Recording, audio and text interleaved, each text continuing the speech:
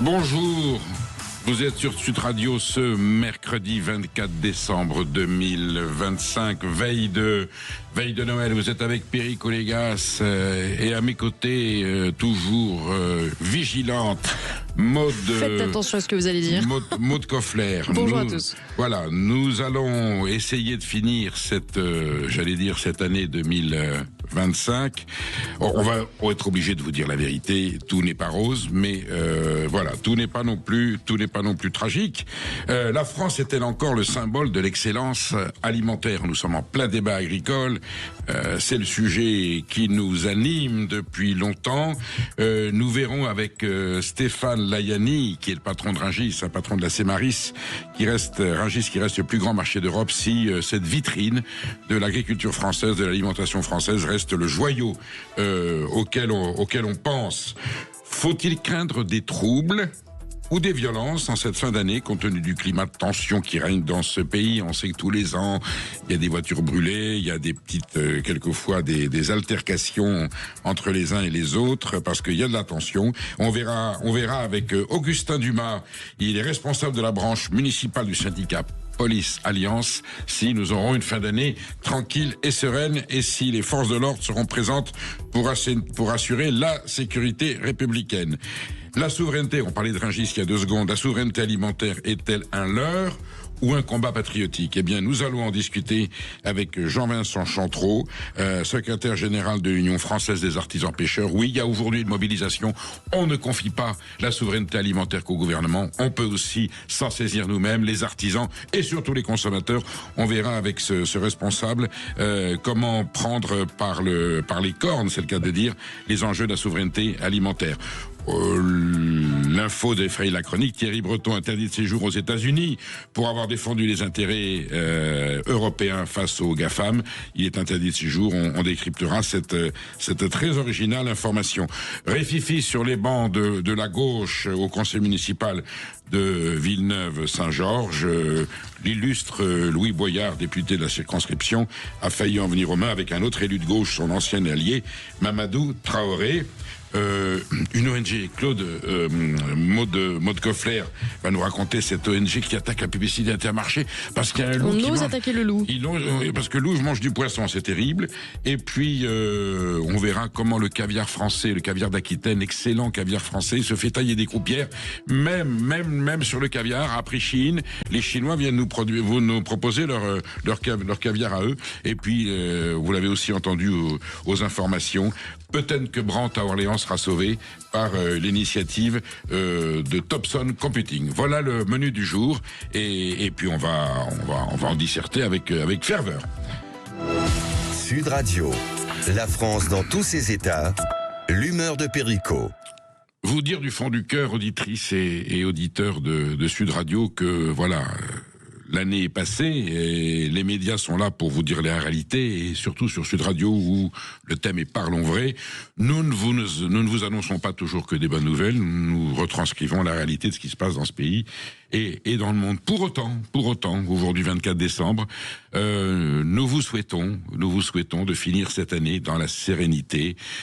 Soyons optimistes, l'espérance est au goût du jour et Sud Radio vous accompagnera toujours dans cette façon d'essayer de voir l'espoir. Soyons constructifs, passons ces 10 derniers jours ensemble, dans la famille, dans l'amitié, dans l'affection, le partage, la convivialité. Pensons à ceux qui sont seuls, pensons à ceux qui sont dans la souffrance, partageons avec eux l'affection qui leur manque et gardons surtout cette énergie qui caractérise ce pays, la France, les Françaises, les Français, nos territoires, nos terroirs, nos régions, nos provinces, nos paysages. Voilà, tout ça c'est un trésor qui est précieux. Peut-être un peu abîmé, peut-être un peu affaibli, mais nous sommes là, nous, peuple français, citoyennes et citoyens, avec cette ferveur, ce courage, cette passion, cet amour pour ce pays qui continuera à accueillir tout le temps des gens qui viennent en France parce qu'ils veulent être français, sont heureux de l'être et s'intègrent avec bonheur, comme c'est le cas depuis des siècles. Et c'est ainsi que cette France est devenue grande, parce que les gens qui venaient de l'étranger pour y vivre s'impliquaient, s'associaient et devenaient par intégration de grands Français. Donc voilà, cette grande communauté nationale doit garder, malgré les épreuves, malgré les mauvaises nouvelles, malgré les difficultés, et nous journalistes, nous sommes évidemment en première ligne pour vous dire la vérité. Donc quand ça va mal, mais nous n'oublions jamais sur Sud Radio lorsque ça va bien. Et là, on a une nouvelle avec Brandt, justement, il y a une espoir de sauvetage de ces 700 emplois. On y revient dans quelques minutes. Eh bien, nous sommes là aussi pour vous accompagner dans cette façon de garder du souffle, de garder de l'optimisme et de croire en ce pays, de croire en l'énergie, en cette grande nation qu'est la France. Et profitons de ces 6-7 derniers jours de l'année pour poser un petit peu, j'allais dire, nos inquiétudes et de partager la joie, le bonheur d'être français avec ceux qui sont dans la souffrance et avec ceux qui n'y sont pas, parce que nous partageons ce destin commun qui nous rend fiers d'être ce que nous sommes. Dans un instant, restez bien avec nous, nous vous ferons entrer dans le ventre de Paris, dans le ventre de la France, le marché international de Rungis. Nous en parlerons avec son président Stéphane Layani. Si vous souhaitez réagir, poser des questions en direct, 0826 300 300, à tout de suite sur Sud Radio. Alors, nous attendons Stéphane Layani, qui est le patron de Rungis, pour voir avec lui où en est cette grande institution, ce grand marché international, qui est la vitrine de l'excellence alimentaire française. Rungis, ce sont des millions de tonnes d'aliments qui transitent par cette grande plateforme, qui autrefois était au Halles, dans le centre de Paris. On appelait ça le ventre de Paris. Depuis 72, ça a été transféré à Rungis, et chaque année, c'est là, dans cet épicentre, il y a une espèce de grand mouvement où convergent vers la capitale de la France des produits de toute origine, des produits de l'agriculture, de l'artisanat. C'est la première poissonnerie peut-être du monde, en tout cas d'Europe. Et c'est grâce à Rungis que nos restaurateurs, nos artisans, nos commerces de détail peuvent accéder à ce grand patrimoine agricole. Alors aujourd'hui, on est au cœur d'un débat douloureux, parce que l'agriculture française est en souffrance et il y a des filières qui sont en danger, des exploitations agricoles qui ferment, il y a même des suicides. Donc l'agriculture française est confrontée à une tragédie, mais il y a aussi une agriculture française florissante qui continue à se battre, qui continue à produire, qui continue à vendre des produits, et tout cela passe par Rungis. Lorsqu'on va dans ces grandes allées, alors c'est sûr, Rungis c'est impressionnant, c'est une cité, c'est une ville de l'alimentation. On passe par des pavillons et l'on voit, voilà, eh bien toutes les merveilles, les trésors alimentaires et gastronomiques de la France, les légumes, tout ce qui est le maraîchage, il y a des volailles, il y a toutes les salaisons, enfin voyez, il y a tout le panel, toute la collection de ce qui fait l'excellence alimentaire française. Bien sûr, la marée, je vous en parlais.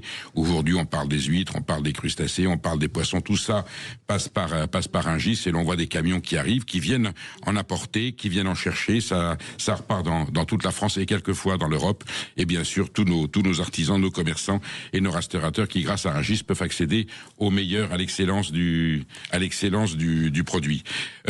Pourquoi parler de Rungis aujourd'hui? Parce que Stéphane Layani a un rôle essentiel. Il est là pour assurer le fonctionnement de cette grande institution, de cette grande plateforme, et on veut dire, tant qu'il y aura Rungis, on peut dire que l'agriculture française sera peut-être pas protégée, mais elle aura toujours les moyens de se défendre et de promouvoir cette production. Il y a aussi des fleurs à Rungis. C'est le témoignage d'une forme économique et d'une santé économique florissante.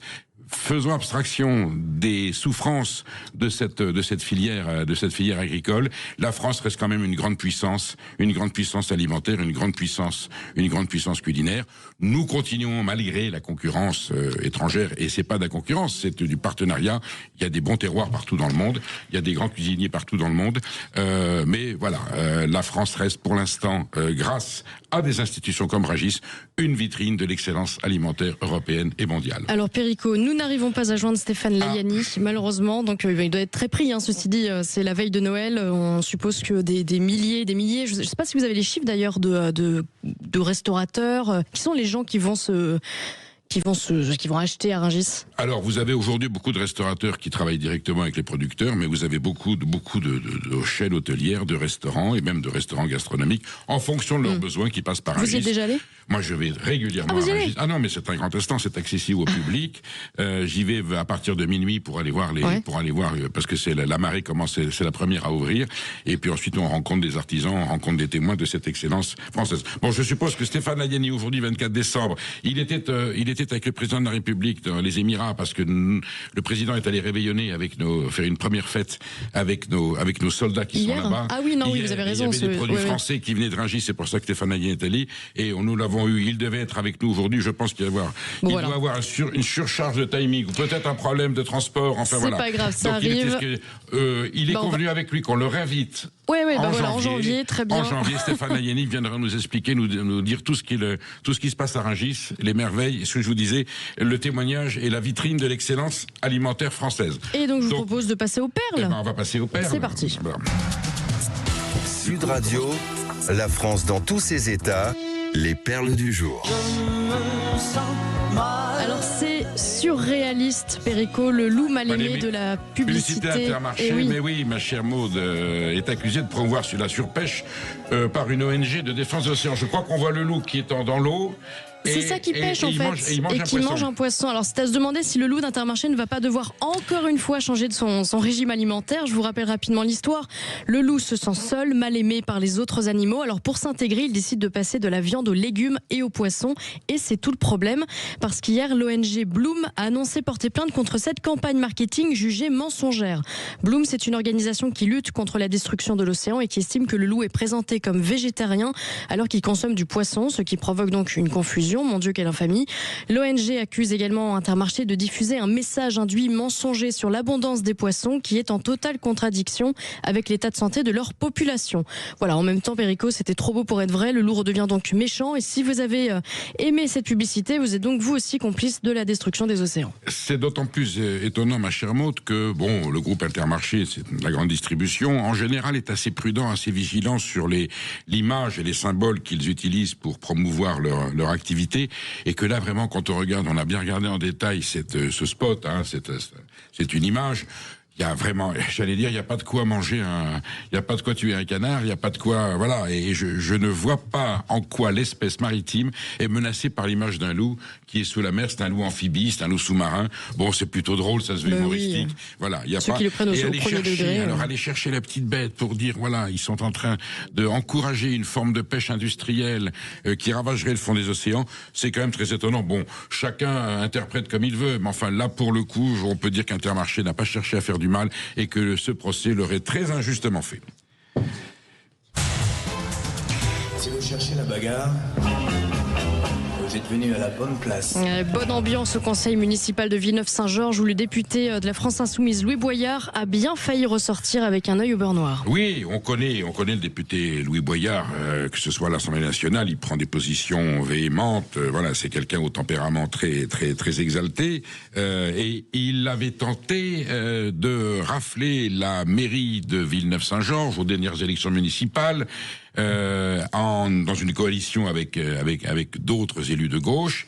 Il pensait réussir son coup. Finalement, c'est les Républicains qui ont gardé cette mairie et il n'a pas réussi cet objectif. Et puis alors l'autre jour, grande surprise, en plein conseil municipal, il a eu une altercation violente avec Mamadou Traoré, qui est un élu d'hiver gauche qui faisait partie de son alliance. On croit même qu'ils étaient assez amis. En tout cas, ils étaient alliés au moment de la campagne municipale. Et là, ça a été une altercation très violente. On n'a pas le motif exact de cette altercation. Toujours est-il que le temps a monté. Ils ont failli en venir aux mains. Ce sont des élus d'hiver gauche qui ont empêché Mamadou Traoré, j'allais dire, de s'en prendre physiquement à Louis Boyard, qui lui aussi était évidemment totalement effaré. Et le maire de Villeneuve-Saint-Georges a dû suspendre la séance pour calmer le jeu, parce que ça n'avait pas l'air de se calmer.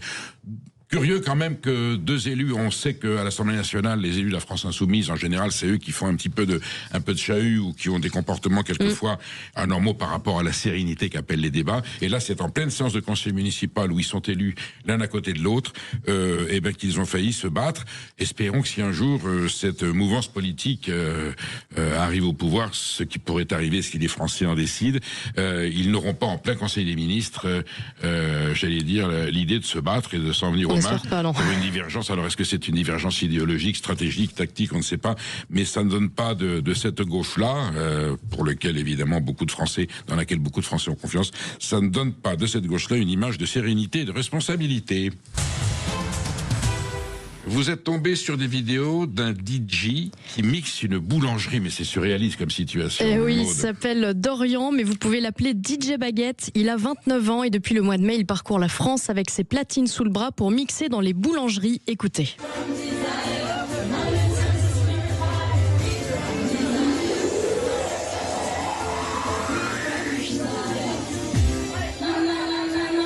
Voilà, on se croirait vraiment en boîte ou en finale du top 14. Les images sont folles, improbables. Ces lieux, si souvent désertés, malheureusement redeviennent des lieux de vie, de fête, un rendez-vous incontournable où le client peut désormais danser en attendant ses chouquettes. Alors comment est née cette idée insolite ? En fait, Dorian cherchait un moyen de valoriser ses commerçants, ses artisans qui se battent chaque jour pour leur survie. Pour lui, une boulangerie qui ferme, c'est un village qui disparaît. Alors presque sur un coup de tête, Dorian s'est mis en route pour leur filer un coup de boost, comme il dit, et il en est aujourd'hui à sa 39e étape. Au-delà de cette aventure, en présentiel, c'est une aventure humaine que je suis en train de créer. J'ai fait quasiment 40 000 kilomètres depuis le mois de mai, 2 boulangeries par semaine, c'est plus qu'un tour de France, c'est une mission que je me suis allouée, pour aller voir cet artisanat, c'est un petit peu ces villages isolés. Des anecdotes, j'en ai plein, j'en ai une qui ressort dernièrement, j'ai fait un petit peu la périphérie de l'Île-de-France, et il y a un monsieur qui est venu donc dans une boulangerie, c'était la 37e, il a trouvé de la musique, il a vu que je faisais la fête, on faisait tous la fête, il a posé sa baguette et puis il a dansé pendant 1 heure. À la suite de la journée, il s'est dit mais on peut te retrouver où ? Je lui ai dit demain j'étais à Boulogne-Billancourt, ce monsieur a débarqué dans la boulangerie le lendemain, donc c'est plutôt fou. Voilà, donc c'est vraiment une belle histoire, c'est plutôt fou comme il dit. Vous pouvez le suivre sur les réseaux sociaux, DJ Baguette, et si vous connaissez une boulangerie en difficulté, eh bien n'hésitez pas à les mettre en contact pour leur offrir de la visibilité et un moment sans doute inoubliable. Incroyable initiative. C'est génial. En plus pour des artisans qui ont besoin, le pain c'est très important. Ouais. On sait le nombre de boulangeries qui ont fermé, manque de successeurs ou à cause des histoires de prix de l'énergie. Eh bien c'est bien qu'on ait un artiste qui vienne comme ça stimuler. C'est du bon pain, il met la main au pétrin, il met la main au pétrin dans le bon sens. Ça fait plaisir. Et puis la Poste est victime d'une cyberattaque depuis hier, Perico. Oui, ça a été défrayé sur les médias et sur Sud Radio, on en a parlé abondamment. Là, ça y est, c'est en train de se résorber. Alors, ça s'ajoute au fait qu'il y a 56 000 paquets qui ne pourront pas arriver à destination parce qu'il y a une surcharge dans le travail. Il y a visiblement un problème logistique aujourd'hui dans la livraison des colis français, et y compris des petits colis qui viennent de Chine. Et là, c'est la Poste qui a été l'objet d'une cyberattaque qui viendrait visiblement de hackers qui seraient pro-russes. Enfin bon, tout ça est à déterminer, et ils ont tout simplement procédé par le procédé suivant, qu'à partir d'un poste, on surcharge le site de la Poste de requêtes d'informations, de demandes, ça sature, ça fait un bug, ça sature le réseau, et du coup tout se met en panne. Donc il y a des colis qui n'ont pas été livrés, la Poste a assuré qu'il n'y avait pas de danger sur les comptes en banque, sur le prélèvement, qu'aucune information n'avait fui, mais enfin c'est quand même une inquiétude, et là il y a des gens qui, alors, peut-être recevront-ils le colis aujourd'hui. La Poste s'y est engagée que tout ce qui devait arriver 24 décembre arrivera. À mon avis, c'est pas toujours évident, mais ils s'en sont sortis. C'est quand même l'occasion de signaler la fragilité, d'abord la puissance des hackers, cette capacité à partir de rien. Hein.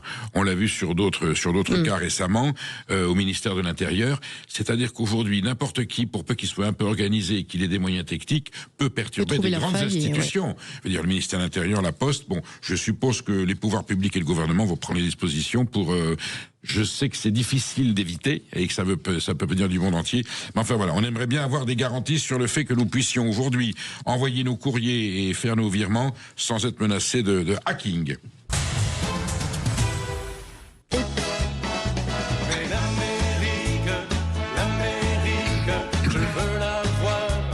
Eh ben, il l'aura pas tout de suite, Thierry Breton. Il voulait interdire X en Europe. Donald Trump l'interdit de visa. Alors ça, c'est extraordinaire comme information. Thierry Breton, ancien commissaire européen, ancien ministre des Finances, j'allais dire personnalité politique française éminente et respectée, a eu le mauvais goût quand il était commissaire européen de s'intéresser aux GAFAM. Hein. Il était vigilant sur ce que l'on peut appeler la stricte régulation de la tech.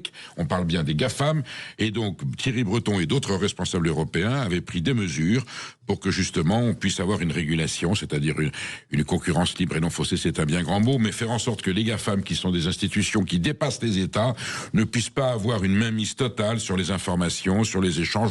On sait aujourd'hui ce que Google, Microsoft, Facebook ont comme influence sur notre vie, sur notre société, sur même l'évolution du monde. Et donc Thierry Breton a juste rempli sa mission, fait son travail de commissaire européen en demandant juste une régulation, c'est-à-dire l'application d'un libéralisme normal, j'allais dire sérieux, loyal, pour que chacun ait sa place. Eh bien, cette initiative n'a pas plu à l'administration Trump, qui aujourd'hui, le menace avec interdiction de séjour sur le sol américain. Voici le retour de Big Brother dans ce qu'il peut avoir de plus épouvantable. Évidemment, on peut dire que Thierry Breton a tout notre soutien et que cette mesure est absolument scandaleuse. On parlait cette semaine de la Chine qui rachète nos meilleures vignes. Aujourd'hui, on parle de caviar. Oui. Il y a du caviar chinois qui est fabriqué en Chine, envoyé sur le marché. Et le problème, c'est que nous avons en France, on sait qu'il y avait le caviar d'Iran, de la mer Caspienne, dont le marché est fermé parce que les ayatollahs ne veulent plus l'exporter. Donc, on s'est reporté sur un élevage d'esturgeons en Aquitaine, dans les rivières d'Aquitaine, de la Gironde, de la Charente, de la Charente-Maritime, avec de très beaux cours d'eau, de très beaux esturgeons. Et il y a un très beau caviar français. Ça reste un produit de luxe, accessible à ceux qui ont les moyens.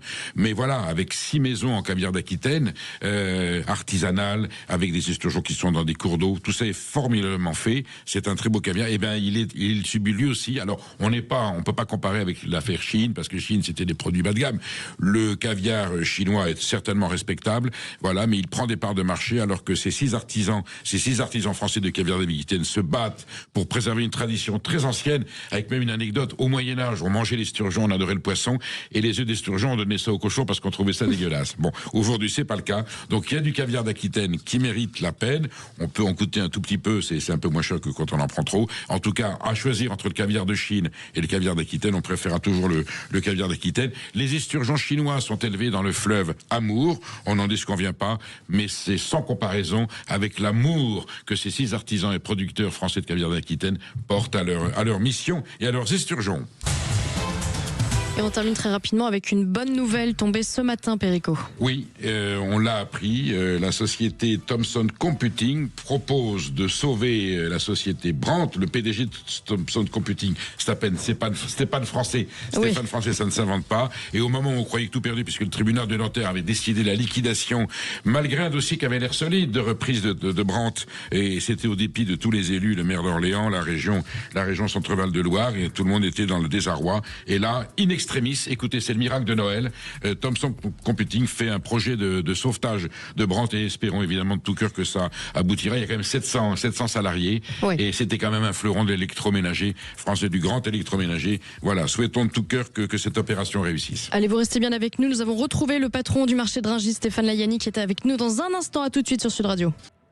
Bonjour Stéphane Layani.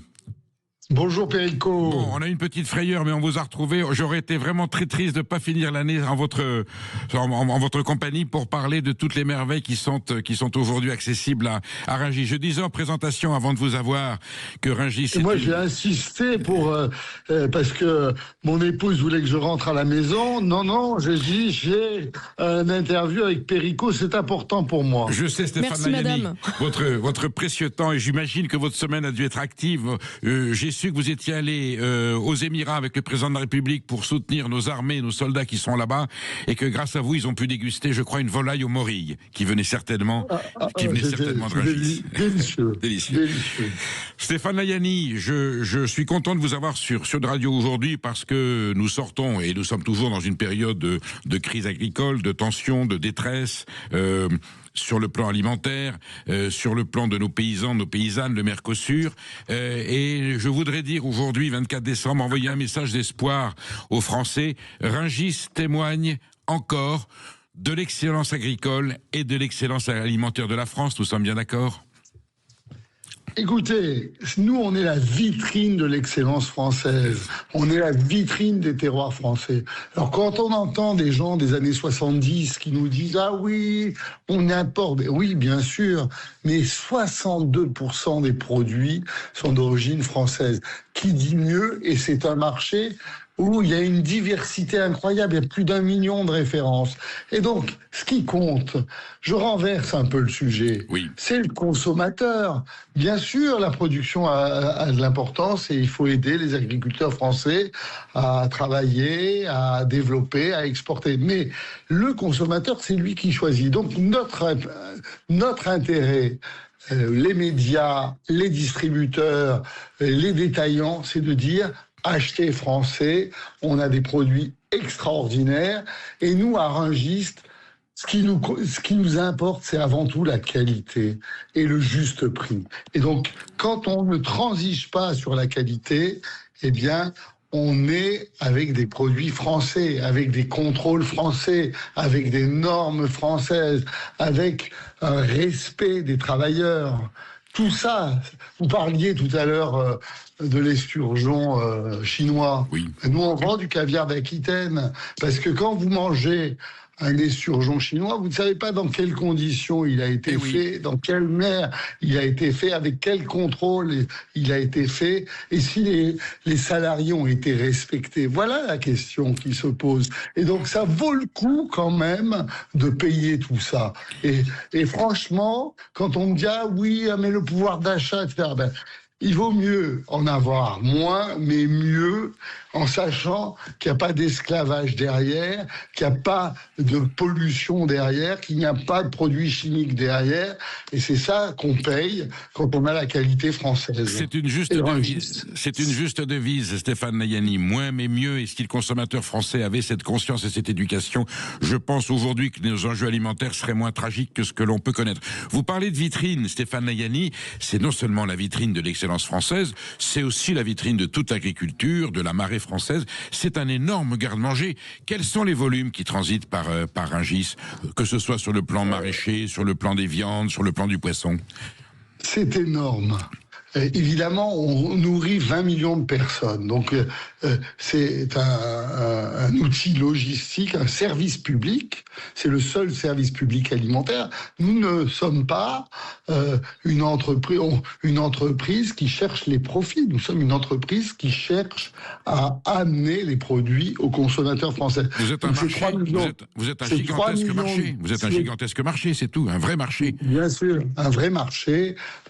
Au sens originel du terme. Les transactions se font de gré à gré et c'est en fonction de l'offre et de la demande. Et chaque jour, les cours qui sont la base des prix français mais sont relevés à Rungis. Et donc, si vous voulez connaître le cours du caviar, le cours de la truffe, le cours du chapon, eh bien, c'est publié, c'est sur Internet, c'est transparent. Alors, 3 millions de tonnes, ça veut dire 4 milliards d'euros de chiffre d'affaires pour les fruits et légumes. Ça veut dire énormément 400 000 tonnes de viande. Ça veut dire à peu près 100 000 tonnes de marais et 90 000 tonnes de fromage. Et puis, il y a les produits gastronomiques et il y a toutes sortes de produits qui sont indispensables pour faire fonctionner les restaurants.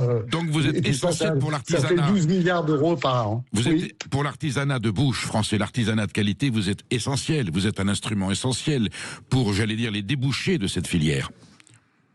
Vous qui les connaissez bien, ce sont nos détaillants, ce sont les marchés et ce sont les restaurateurs. Et donc, à la fin des fins, un restaurateur a besoin, à un moment donné, de passer par Rungis, qu'il passe directement à Rungis ou par un grossiste à service complet que je respecte, que ce soit les Vergers Saint-Eustache, Métro, Transgourmet, Pomona, c'est des gens bien. Mais tout ça vient de Rungis, parce que à la base, nous structurons l'agriculture française.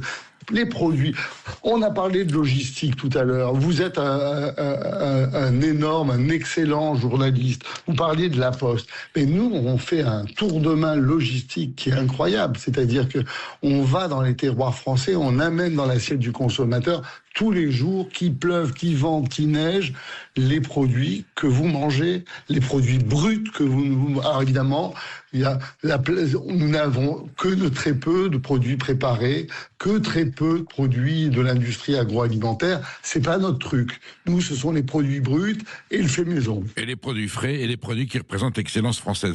Stéphane Layani, c'est un Rungis. Alors je suppose qu'il y a des marchés, comme on dit, mis d'un marché d'intérêt national et international. Est-ce que pour autant Rungis, dans l'Europe et dans le monde, reste l'emblème d'un grand marché collectif avec de l'excellence, ou ce sont des phénomènes que l'on trouve dans d'autres pays où ça reste typiquement français?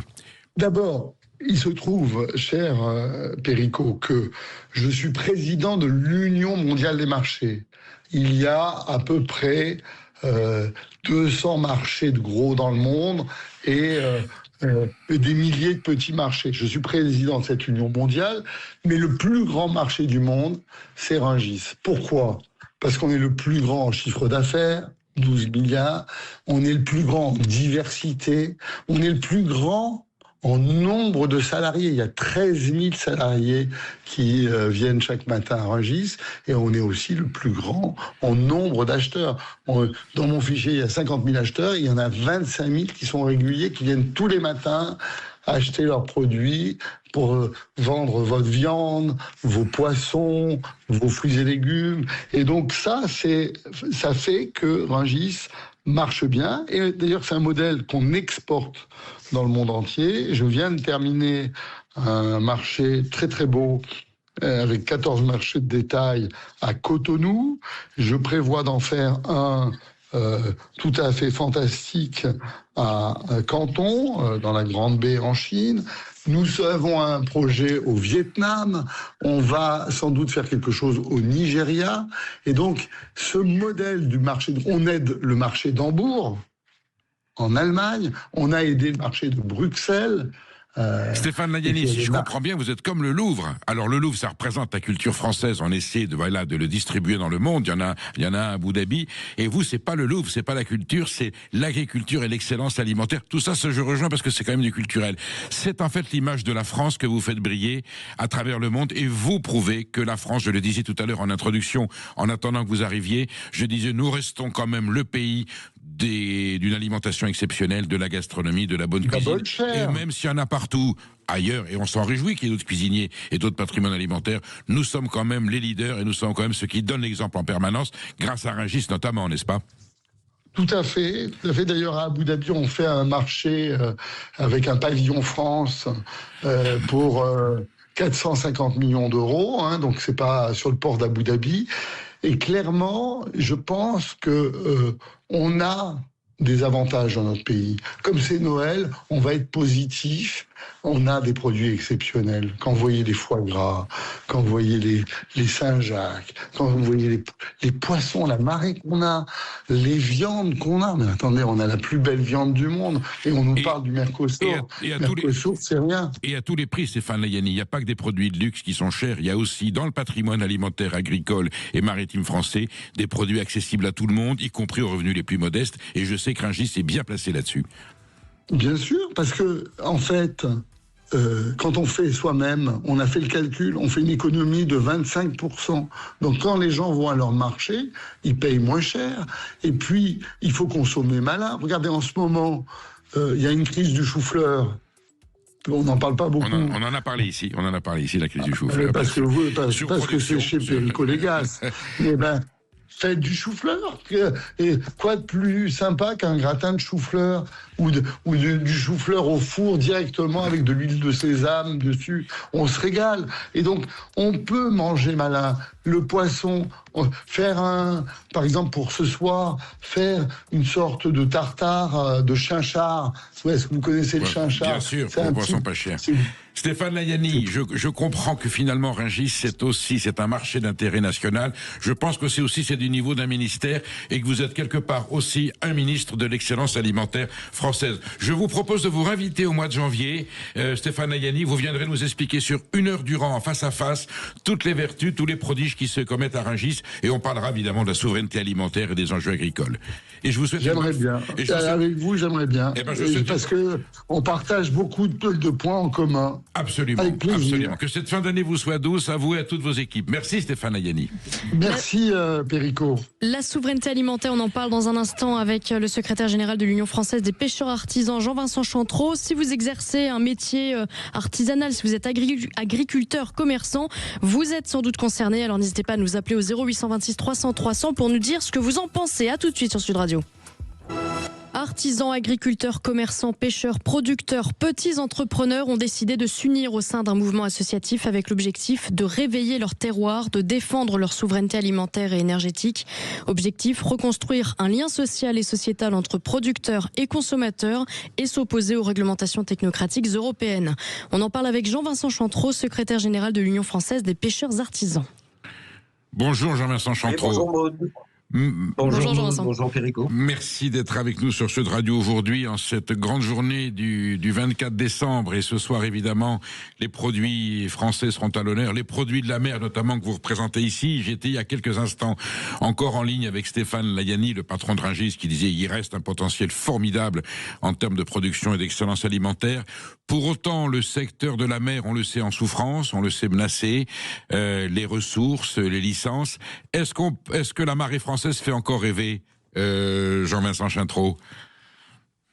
Écoutez, elle fait rêver, certes, quand on a les produits de la mer dans nos assiettes. Malheureusement, aujourd'hui, les producteurs, les pêcheurs, aujourd'hui, vivent des situations dramatiques. Tous les regards des médias sont aujourd'hui posés sur l'agriculture. Et ils ont bien raison, parce que nos abris agriculteurs souffrent. Mais la pêche artisanale française est exactement dans le même bateau, si je puis m'exprimer ainsi. Et même pire. Est-ce que nous avons aujourd'hui, nous représentons 13 000 pêcheurs en France. Alors, c'est vrai qu'on ne pèse pas lourd par rapport aux 450 000 agriculteurs, mais pour vous dire, 80% des produits de la mer aujourd'hui en France sont importés, et importés en provenance de pays tiers qui ne respectent pas les mêmes normes sanitaires, les mêmes normes sociales, sociétales que celles que l'on nous impose en France. Donc il y a forcément des distorsions de concurrence, et nous, le Mercosur, on le vit depuis longtemps, et à très haut niveau. C'est ce que je voulais vous dire. Le Mercosur est un enjeu, j'allais dire, de produits territoriaux et continentaux. Là, vous êtes, victime d'une concurrence déloyale, pas libre, totalement faussée à tous les niveaux, avec des impacts et des conséquences environnementales, parce que la mer, c'est la nature. Et de même qu'on peut dire qu'un agriculteur, c'est les jardiniers de la France, vous êtes aussi, j'allais dire, les jardiniers de la mer.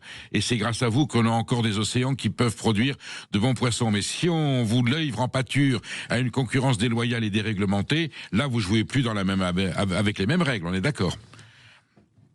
C'est certain, et qui plus est, nous sommes traités de manière injuste par l'Union européenne. Je vais vous citer à titre d'exemple les quotas qui ont été renégociés il y a 10 jours maintenant au niveau de Bruxelles. On nous a imposé sur certaines espèces comme maquereau, par exemple, une réduction des captures de plus de 70%. Je ne sais pas si vous imaginez, 70% de captures en moins. Tout ça parce que des navires industriels non européens, russes, norvégiens, féringiens, viennent pêcher des populations et des stocks dans le nord de l'Atlantique Est, alors que nos stocks et nos populations en France vont très bien. Donc il y a un décalage complet entre les constats scientifiques de l'Union européenne et puis... Oui, on a une petite rupture avec Jean-Vincent Chantreau qui nous explique la concurrence déloyale dont est victime la pêche française. Effectivement, nous avons de grands bateaux industriels russes, norvégiens, japonais. Vraiment, c'est des bateaux-usines qui s'installent sur un territoire maritime, pompent la totalité de la ressource, transforment ça soit en chair, soit en farine animale pour l'élevage piscicole, soit deviennent des produits qui sont destinés à l'industrie agroalimentaire. Et cela, évidemment, constitue des ravages et des dégâts considérables par rapport à nos pêcheurs artisans français qui, eux, respectent les lois d'environnement, respectent les quotas, sont limités tous les ans. Les quotas de pêche, c'est Bruxelles qui les fixe, et qui dit espèce par espèce, eh bien, vous aurez le droit de pêcher tant de tonnes cette année, tant de tonnes à tel endroit, selon la variété. Tout ça est très réglementé. Comme nos agriculteurs français, les pêcheurs sont soumis eux aussi à des règles et à des normes qui sont pas correctes, parce qu'on ne les impose pas à ceux qui viennent de l'étranger, on les impose à eux. Et c'est eux qui payent toujours les pots cassés. Jean-Vincent Chintreau, est-ce qu'on vous a retrouvé ? Oui, je suis là. Voilà. Est-ce qu'il y a moyen, est-ce que les pouvoirs publics, d'abord, est-ce que le gouvernement, on voyait le gouvernement, Madame Genevard, se mobiliser pour la dermatose, est-ce que vous avez une écoute de la part des pouvoirs publics et des gouvernements par rapport à cette crise ? Est-ce que vous vous sentez défendu par les pouvoirs publics français ? Non, absolument pas. Et c'est pour ça que, si vous voulez, aujourd'hui, il y a une prise de conscience que l'on estime nécessaire entre tous les artisans, entre tous les producteurs, entre tous les gens qui travaillent avec les métiers de bouche, c'est-à-dire les agriculteurs, les pêcheurs, les bouchers, tous les professionnels qui sont impliqués dans le secteur agroalimentaire pour travailler ensemble. Et c'est pour ça que nous avons créé ce nouveau mouvement qui s'appelle Réveil des terroirs, avec des gens de la coordination rurale, avec des gens des collectifs d'artisans, bouchers, commerçants, et aussi avec des consommateurs, parce qu'il est important de recréer ce lien, ce tissu social entre les producteurs et les consommateurs, pour que les consommateurs comprennent nos problématiques et qu'ils décident aussi d'avoir un comportement vertueux par rapport à leurs achats. Et si vous voulez, on ne peut pas nous imposer d'un côté de respecter des normes qui bien évidemment sont obligatoires pour la santé du public, mais nous mettre en distorsion de concurrence avec des produits importés qui, eux, bien évidemment sont moins chers, mais ne respectent pas ces mêmes normes. C'est très important ce que vous dites, Jean-Vincent Chintreau. Donc cette initiative Réveil des terroirs et des méroirs, puisque ça concerne aussi les produits maritimes. Vous voyez, c'est un enjeu. Bon, personnellement, c'est un combat que je mène depuis des années. Je pars du principe que manger c'est voter, que l'acte alimentaire est un acte politique, social, économique, bien entendu. Que bien entendu les parties prenantes, que ce soit les agriculteurs, les artisans, les producteurs, y compris les agro-industriels qui quelquefois font de la qualité, mais bien sûr que le consommateur, le citoyen consommateur, doit se sentir impliqué, doit participer. Moins mais mieux, disait tout à l'heure Stéphane Layani, il y a toujours moyen de privilégier les produits français, les produits de qualité, pas parce qu'ils sont meilleurs aussi parce qu'ils sont produits dans des conditions de respect de la nature, avec de la passion, de l'artisanat. Donc Réveil des terroirs, c'est quoi ? Dites-nous un petit peu plus. C'est une association, c'est un mouvement ? Réveil des terroirs, pour l'instant, est une association en cours de constitution, puisque nous avons déposé les statuts la semaine dernière seulement. Ce mouvement est appelé à se transformer très rapidement en organisation syndicale professionnelle et citoyenne. C'est-à-dire que nous voulons créer un réel mouvement collectif démocratique qui va permettre à la fois aux producteurs et aux consommateurs de prendre conscience des réalités de la nécessité d'avoir une souveraineté alimentaire et aussi une souveraineté énergétique. Comment s'y impliquer, Jean-Vincent Chintreau, comment s'y impliquer ? Comment nous, les médias, comment les consommateurs, comment est-ce qu'on peut vous rejoindre ? Comment on peut vous accompagner dans cette formidable initiative ? Alors, d'ici 2-3 jours, vous allez avoir la possibilité de rejoindre notre mouvement, Réveil des terroirs, directement sur le site de Hello Association, Hello Asso, en tapant Hello Asso / Réveil des terroirs, et vous pourrez rejoindre notre mouvement. Alors, qui encore une fois est un mouvement associatif, type loi de 1901, sans but lucratif. Notre but est réellement de promouvoir nos activités et de défendre nos intérêts. Mais à terme, ce que nous voulons faire à très court terme, c'est nous constituer en organisation syndicale professionnelle, avec, encore une fois, les consommateurs, pour mener des actions concrètes. Et là, nous avons fait appel à différents mécènes, et puis nous espérons aussi pouvoir travailler avec nos cotisations professionnelles et pouvoir réellement avoir des actions concrètes sur la valorisation de notre patrimoine alimentaire, pour défendre notre souveraineté alimentaire et notre souveraineté énergétique. Le volet énergétique est pour nous très très important, parce que vous comprenez bien que pour un boulanger, bien évidemment, le prix de la farine est très important, mais le prix de l'électricité aussi est important. On sait les dégâts que ça a occasionné, le nombre de boulangeries d'artisans qui ont dû mettre la clé sous la porte parce qu'ils avaient une facture énergétique qui était plus compatible avec leur chiffre d'affaires. Jean-Vincent Chintreau, cette initiative des terroirs, contrairement aux promesses politiques du gouvernement qui parle de souveraineté alimentaire, ça c'est un véritable encouragement, c'est un véritable engagement où tout le monde peut s'impliquer pour la souveraineté alimentaire, on est d'accord ? Tout à fait. Tout le monde est concerné, tous les producteurs, tous les prestataires de services qui sont tout au long de la chaîne de distribution des produits alimentaires, mais bien évidemment aussi les consommateurs, parce que ce sont eux qui, au bout de la route, définissent quelle est la stratégie que l'on doit suivre et qui doivent être les premiers défenseurs de notre souveraineté alimentaire. Est-ce que les syndicats agricoles, les organisations professionnelles, les filières, je pense que vous allez les contacter les unes après les autres, est-ce qu'elles peuvent s'impliquer elles aussi si elles veulent vous accompagner dans cette démarche ? Alors, bien évidemment, vous le savez peut-être, mais nous, au niveau de l'Union française des pêcheurs artisans, ça fait déjà 2 ans que nous travaillons la main dans la main avec la coordination rurale. Nous avons fait le salon de l'agriculture ensemble l'année dernière. Et avec l'ancienne équipe, avec Véronique Lefloc, avec Patrick Legras, etc., on continue notre mouvement, on continue cette structuration et bien évidemment, la porte est ouverte à tous les syndicats parce que notre mouvement est transversal. Nous ne défendons pas seulement qu'un cluster de l'agroalimentaire, on défend tous les producteurs artisans de l'agroalimentaire, les commerçants, les distributeurs, les transformateurs et aussi les citoyens et donc les consommateurs. C'est vraiment un mouvement transversal et vous savez, on a fait ne serait-ce qu'un petit test pour savoir à travers les principaux secteurs, les principaux clusters de l'agroalimentaire, quelles étaient leurs 5 principales problématiques.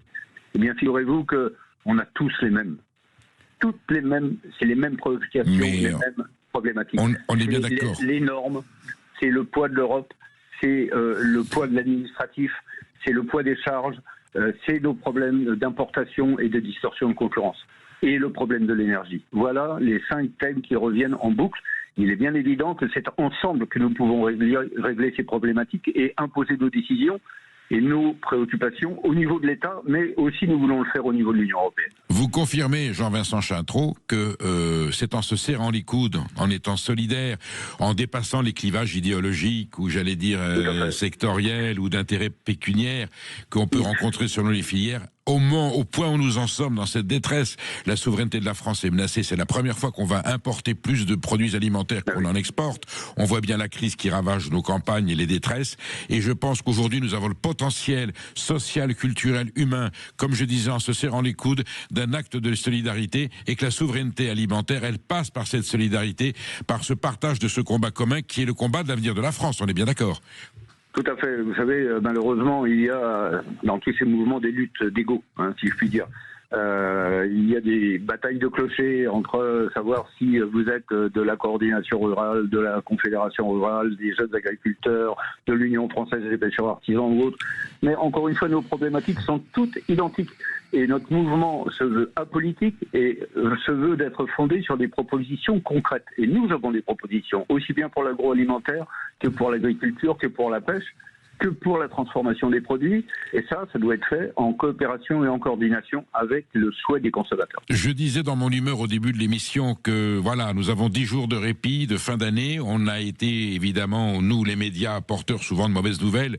Nous avons témoigné de la détresse, de la souffrance, mais qu'il y a de l'espoir qui reste dans ce pays. Et l'initiative comme la vôtre, Jean-Vincent Chintreau, prouve qu'il y a encore de la ressource, que si on se met d'accord, que si on espère et que si on se retrousse les manches tout en prenant le taureau par les cornes, il y aura toujours moyen de trouver des solutions auxquelles quelquefois on ne croyait plus. Et vous êtes le témoignage qu'il y a encore de l'énergie et de la volonté dans ce pays pour nous sortir de là où on en est et que la France continue à être la grande référence de la qualité alimentaire à tous les pouvoirs d'achat. On est bien d'accord sur cette idée.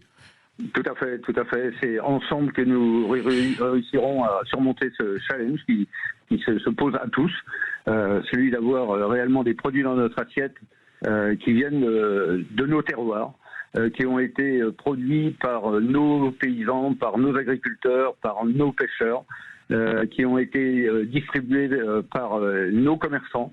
Parce que voilà, c'est le fondement même de notre nation, c'est notre terroir, ce sont nos terroirs, notre territoire, et c'est indispensable de préserver ces valeurs. Nous en sommes bien conscients. Nous en sommes bien conscients, Jean-Vincent Chintreau. Merci pour votre témoignage, merci pour votre présence. On aura bien entendu l'occasion de se retrouver. Je vous souhaite de bonnes fêtes et une bonne fin d'année et gardez l'espoir et l'énergie qui est la vôtre pour défendre ce patrimoine prestigieux. Merci. Bon, Perico, c'est le sapin de Noël Sud Radio. Le sapin de Noël Sud Radio et c'est le moment pour vous, chers auditeurs. Alors voilà. Pour ceux qui ont l'image, Perico vient de revêtir l'accessoire indispensable. Moi je suis le, Bougez un peu le la monsieur tête, Rennes. gling gling. Je suis monsieur Rennes, gling gling, hein, vous entendez mes clochettes. Vous êtes la Rennette. Je suis là, ouais, et nous formons l'attelage de ce traîneau, hein, qui depuis des jours distribue des cadeaux et c'est aux votre auditrices, aux auditeurs dernière de chance pour gagner la hotte du Père Noël. Alors comme on a très peu de temps, on va essayer d'aller vite, Perico. Voilà, c'est pas comme les autres fois où on avait un cadeau par émission. Là, c'est un cadeau pour la totalité. J'allais dire de Sud Radio. Alors, dans la hotte du Père Noël, composée, alors tirée par aujourd'hui par Maud Koffler et moi-même, avec notre énergie de reine du Nord scandinave, une fabrique à histoire l'Uni, un bon d'achat de 200 € sur le site Le Vent à la française, 2 forfaits de ski pour la station Peyragudes, un séjour pour 2 personnes au château Beaupin, le coffret collector Lelo plus Emily in Paris, une machine à café luxe café de la marque Ninja, et un séjour de 4 personnes au Futuroscope. Pour ça, faut envoyer sapin par SMS au 72018, sapin par SMS au 72018, tirage ce soir et résultat dans les vraies voix avec nos amis. Voilà, on vous souhaite bonne chance et pour tous qui sont là, encore une fois, bonne fête, joyeux Noël, et nous serons toujours vigilants avec nous sommes les reines toujours actifs. Allez, nous on se retrouve juste après cette petite publicité. À tout de suite sur Sud Radio. Voilà, nous sommes le mercredi 24 décembre, il est 13h05, on finit l'année, j'allais dire sereinement, même si les nouvelles sont pas toujours bonnes, et on va quand même avoir besoin de parler de sécurité. Est-ce qu'on va pouvoir finir cette année en toute sérénité, citoyennes et citoyens français, dans nos territoires, dans nos communes? Nous recevons Augustin Dumas, responsable à Alliance Police Municipale. Donc je vais rappeler que le syndicat Alliance Police a 2 branches, la police nationale et la police municipale, très important, et que Augustin Dumas représente cette filière, j'allais dire, plus communale que nationale. Vous êtes en poste à Champigny-sur-Marne, vous êtes policier, donc vous êtes sur le terrain et vous êtes de service. Merci Augustin Dumas d'être avec nous aujourd'hui. Est-ce qu'on peut dire aujourd'hui aux Français que la situation est en main, qu'il peut bien sûr y avoir ici des troubles ailleurs, mais que pour l'heure, la sécurité est garantie par les forces de l'ordre? Alors, la sécurité, elle est forcément garantie par les forces de l'ordre, puisque les policiers, ils sont au quotidien sur la voie publique, ils font leur maximum. On a fait quand même face à une explosion de la violence, et face à ces phénomènes, on a des policiers qui sont investis. Faut savoir que le métier de policier, c'est un métier passion. On ne devient pas policier parce que du jour au lendemain, on a vu de la lumière, on est rentré. Ce sont des personnes qui passent des concours, ce sont des personnes qui sont policiers 24 heures sur 24, 7 jours sur 7, puisque leur profession impacte forcément leur vie privée. Donc effectivement, les policiers feront le maximum. On a vu ces derniers temps, pas seulement ces derniers temps, depuis quelques années, il y a une crispation sociale, on voit qu'il y a des incivilités qui se démultiplient, on voit qu'il y a des comportements agressifs qui se traduisent par un manque de respect envers les policiers. On n'a plus peur du flic, c'est une réalité que vous sentez bien entendu. Pour autant, est-ce que c'est un phénomène avec de la volonté politique, on va pouvoir réguler et juguler cette explosion des incivilités, de l'agressivité, de la violence? Alors effectivement, les policiers, ils sont confrontés à cette violence. Ça peut survenir à n'importe quel moment, et c'est rarement prévisible. On a des policiers qui sont formés, on a des policiers qui sont sur le terrain, on a des policiers qui s'investissent au quotidien.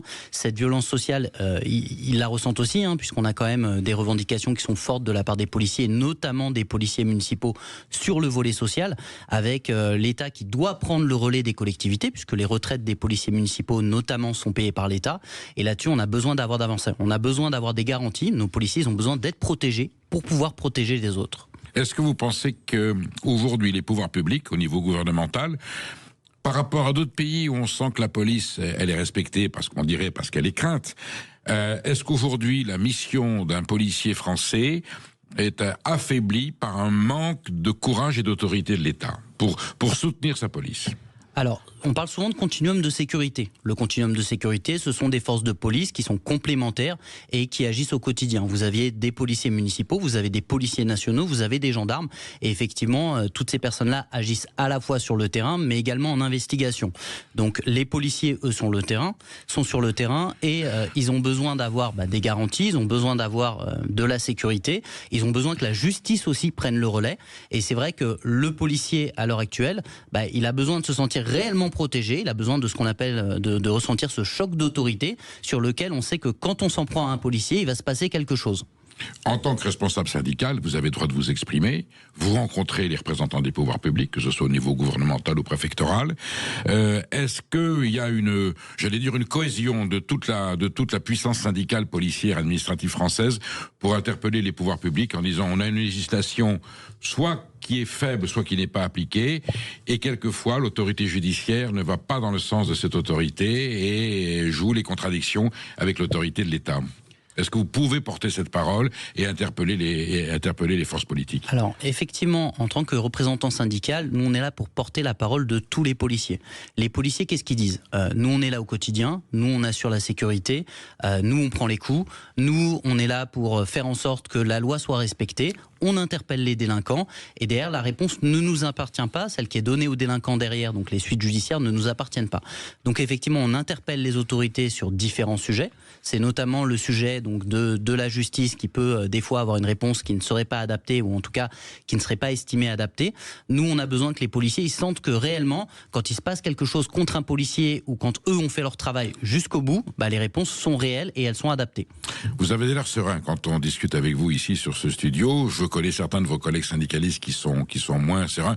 Vous êtes quand même en colère de temps en temps, quelquefois. Il y a des choses qui vous scandalisent ou qui vous indignent. Alors, il y a forcément des choses qui nous indignent. C'est-à-dire que nous, on est serein puisqu'on reste policier et que on croit en notre métier. Maîtrise de soi-même.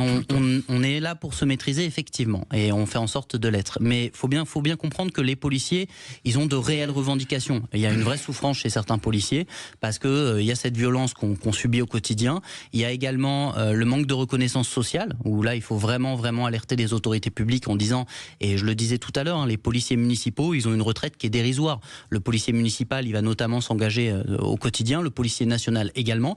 Les policiers nationaux vont bientôt d'ailleurs faire des manifestations et l'ont annoncé et le syndicat Alliance bien évidemment porte les choses avec force et avec courage parce que nous on représente des policiers qui ont cette force et ce courage.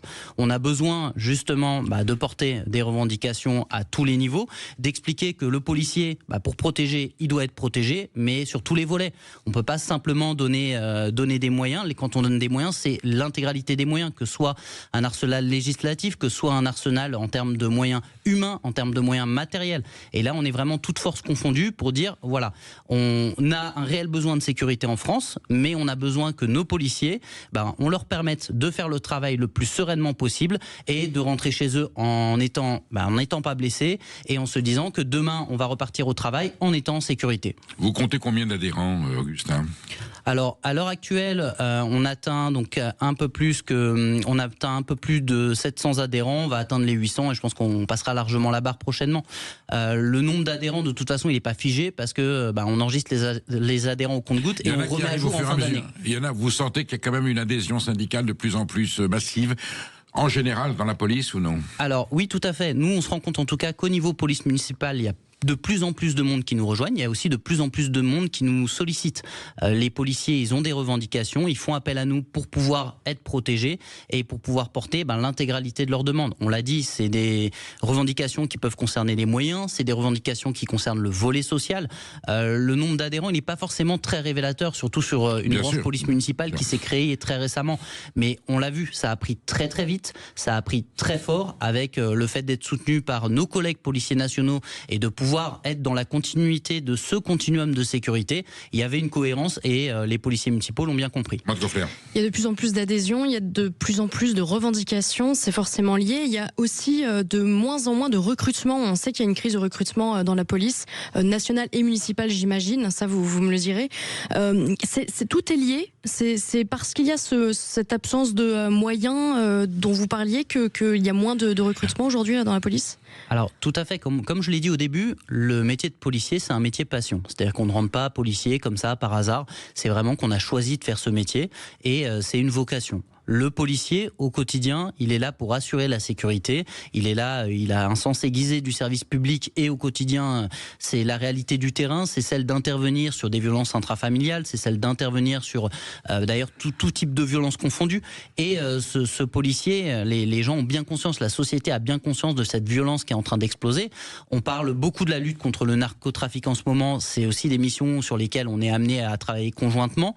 Et les gens ont ont un peu peur de s'engager là-dedans parce qu'ils se disent oui, est-ce que je vais réellement être protégé? Est-ce que la justice fera le travail derrière? On a aussi des collègues qui peuvent parfois être menacés, qui peuvent être victimes de violences, et on a besoin que toutes les autorités se saisissent des sujets et apportent des réponses concrètes pour que les policiers se sentent soutenus et protégés.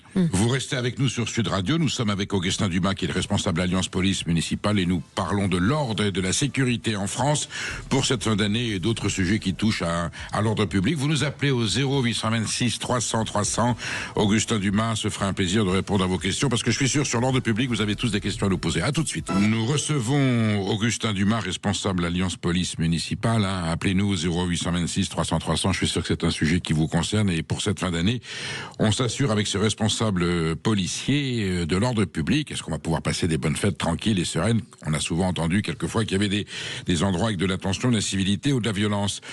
Augustin Dumas, rôle de la police municipale essentiel, c'est elle qui souvent est la première sur le terrain à être en contact avec la population ou avec un j'allais dire, un désordre public. Si la police nationale intervient après, il y a une bonne collusion, police municipale, police nationale en général, où il peut y avoir quelquefois des rivalités, ou quelque part l'ignorance de la police nationale qui dit c'est la municipale, ça ne nous regarde pas, ou en général c'est cohérent.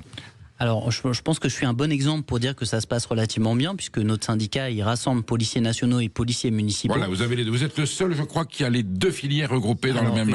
Certains ont lancé, mais c'est vrai que de cette ampleur, on est les seuls. D'accord.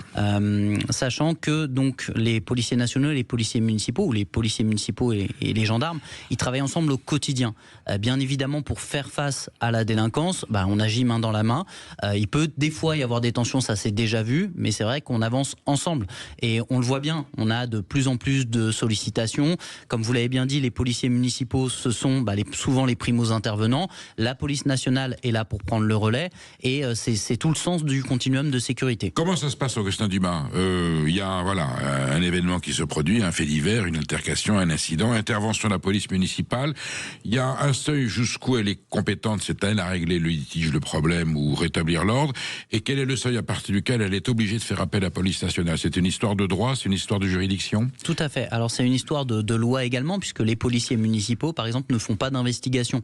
À partir du moment où on va passer sur un stade d'enquête, la police nationale ou la gendarmerie prendra le relais. Un délinquant qui refuse d'obtempérer, la police municipale, elle a le pouvoir quand même de l'intercepter. Tout à fait. Qu'elle soit armée ou pas. Si elle n'est pas armée, évidemment, le délinquant, ça le fait rigoler, il dit « on peut rien faire ». Quel est le seuil où la police municipale doit dire à un moment donné « on appelle la police nationale ». Alors, généralement, la police municipale, elle travaille conjointement avec la police nationale. Donc dès le départ, vous voulez dire que les policiers nationaux sont prévenus qu'il y a une intervention? Voilà. Quand c'est faisable, bien évidemment, vous gérez une intervention, la priorité reste sur l'intervention. On est primo-intervenant, on ne sait jamais ce sur quoi on peut tomber, mais le principe, c'est effectivement de travailler et au moins d'aviser. Vous avez parlé de l'armement. L'armement, c'est quand même un sujet qui est important. Nous, chez Alliance Police Municipale, ce qu'on porte, c'est le fait que le maire devrait devoir armer sa police municipale, et s'il ne souhaite pas armer sa police municipale, ce serait à lui de le porter, de dire je ne désire pas armer ma police municipale, le porter politiquement, le porter en donnant des éléments qui iraient dans le sens de ne pas armer une police municipale. Mais nous, ce qu'on voudrait, c'est que le principe, ce soit la police municipale, de même qu'elle doit être en tenue, qu'elle doit exercer en tenue, elle devrait être armée à la base. Qui détient le pouvoir d'armer la police municipale? C'est une décision ministérielle nationale ou un maire peut décider qu'il va armer sa police municipale? Alors, le maire décide d'armer sa police municipale et porte cela au niveau du préfet. Ensuite, les habilitations sont individuelles. Le préfet donne les habilitations d'armement aux agents. Donc le dernier mot est à l'État, mais la démarche doit être municipale au niveau du maire. Et il se peut qu'un maire demande d'armer sa police municipale. Enfin, c'est pas sa police municipale, c'est certains policiers municipaux, puisque c'est une autorisation individuelle, si je comprends bien. Tout à fait. Il se peut que le préfet refuse cette capacité à porter une arme? Alors, ça pourrait arriver dans les faits, ça a été très rarement vu, à savoir que le policier municipal, il est quand même formé, donc il a 6 mois d'école. À l'issue, pour pouvoir porter cet armement, il repart en formation. Pendant cette formation, il est amené à la fois devoir maîtriser son arme, mais aussi les conditions d'intervention et les conditions d'usage de l'arme. On a ensuite des formations qui sont des formations d'entraînement. Donc le policier municipal, quand il est armé, il est très bien formé. Et donc il a les mêmes obligations qu'un policier national dans l'usage de son arme à feu. Ça c'est clair, il est soumis à la même réglementation. Nous avons Roland qui nous appelle de Saint-Étienne. Bonjour Roland. Bonjour Perico, bonjour Maud, bonjour à tous. Bonjour Roland. Comment se comporte la police municipale à Saint-Étienne? Est-ce qu'elle est toujours présente quand vous en avez besoin? Elle est incroyable, la police municipale de Saint-Étienne. Elle est armée au maximum de ce qu'elle puisse être. Et c'est très bien comme ça. Là, c'est vrai que notamment avec le marché de Noël, ils sont en première ligne. Donc vraiment, je leur tire mon chapeau parce que en cette période d'insécurité, de vigipirate, où on sait que les marchés de Noël peuvent être potentiellement attaqués, voir que la police municipale est sur le terrain, est armée, ça rassure la population et ça peut dissuader. Donc franchement, je leur tire un grand chapeau et moi je milite vraiment pour que la police municipale ait les mêmes prérogatives que la police nationale. Donc vous estimez, Roland, qu'à Saint-Étienne, vous vous sentez plus en sécurité dans cette ville parce qu'il y a une police municipale efficace? C'est une évidence. Si vous voulez, le personnage du policier municipal avec sa bicyclette et qui n'est pas armé, mais ce n'est plus d'actualité en 2025.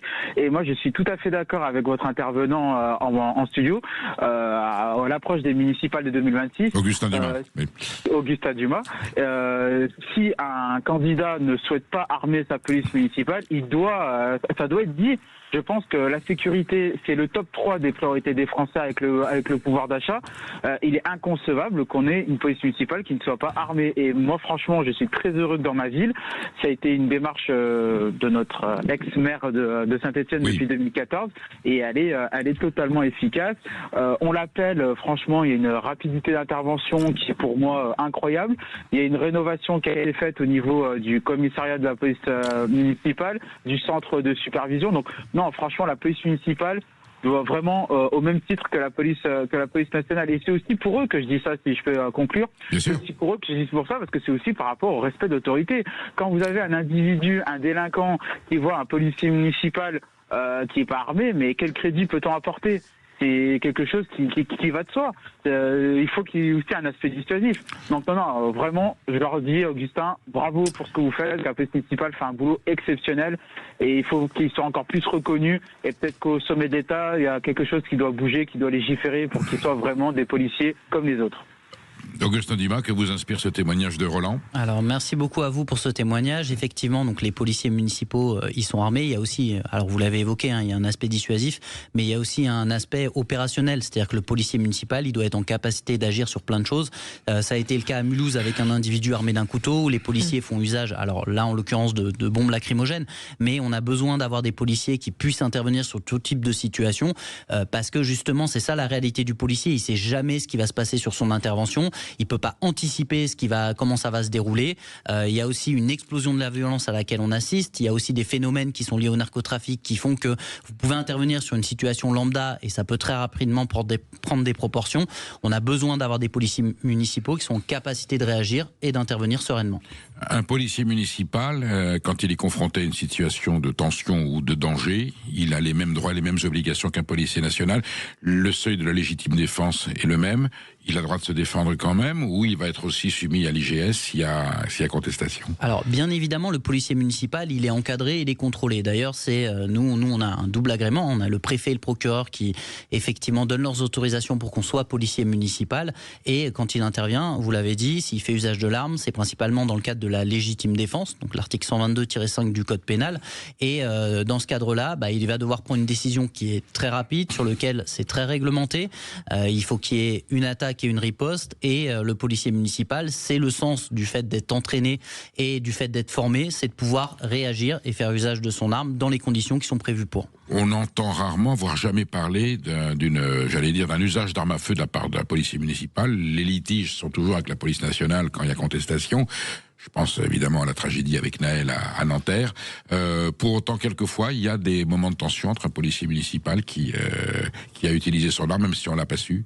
Alors, il y en a, les policiers municipaux, ils utilisent leur arme. Moi, ça m'est déjà arrivé d'aller défendre des collègues justement sur des dossiers où il y avait eu des usages d'armes. Bien sûr, le policier municipal, vous l'avez dit, il est primo-intervenant. Quand il arrive, il peut tomber sur des situations avec des individus qui sont violents, des individus qui sont armés, et il arrive qu'il fasse usage de son arme. Les policiers municipaux, ils sont formés. Il y a peu, effectivement, de cas sur lesquels, et il n'y en a pas qui viennent en tête, sur lesquels un policier municipal soit vraiment mis à défaut pour un usage d'armes. C'est aussi le sens de les voir formés et de les avoir avec une conscience professionnelle qui est quand même assez élevée. Alors, dans les documentaires d'ordre public, qu'on appelle les émissions gyrophares, dont les Français se régalent, il y en a en toutes sortes, on voit souvent, c'est souvent d'ailleurs les policiers municipaux qui sont en première ligne, on voit beaucoup de policiers municipaux pas armés, et qui procèdent à régler le problème de façon psychologique, parce qu'ils ont une façon d'approcher l'individu, de calmer le jeu, de parler, et on sent qu'il y a une autorité personnelle et morale, indépendante de fait d'avoir une arme ou pas. Pourtant, vous allez me dire que quand on n'a pas d'arme, on se sent plus faible que quand on en a une.